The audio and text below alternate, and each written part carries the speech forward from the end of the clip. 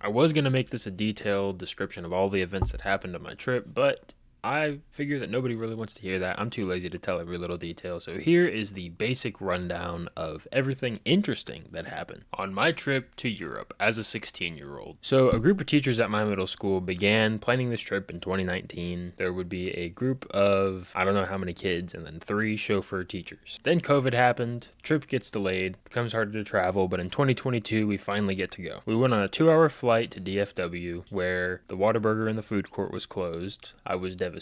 Then, on an 8.5-hour flight from DFW to Dublin, when we landed in Dublin, the fog outside of the airplane was so thick that I couldn't see anything while we were landing.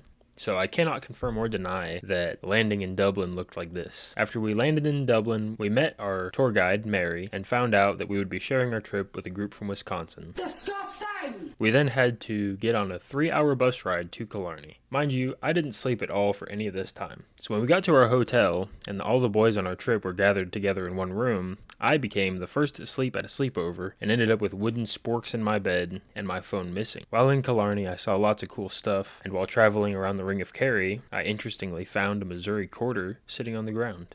Weird coincidence, since I'm from Missouri. After a couple days in Killarney, we finally headed out to Blarney Castle to kiss the Blarney Stone, to Barack Obama Plaza, and then spent the rest of our day traveling to Dublin. We then went to a nearby hotel in Meath for the night. This is also when I noticed that at 11 o'clock at night it was still light outside. The next day we spent our entire day in Dublin, and eventually the teachers chauffeuring us decided to split up and meet at a restaurant later that day. After shopping, witnessing someone die in the street, and some more shopping, we finally met back with the teachers and the rest of our group at the restaurant, which is also when it was revealed to us that separating was a test all along to see if we could fend for ourselves. And we passed. From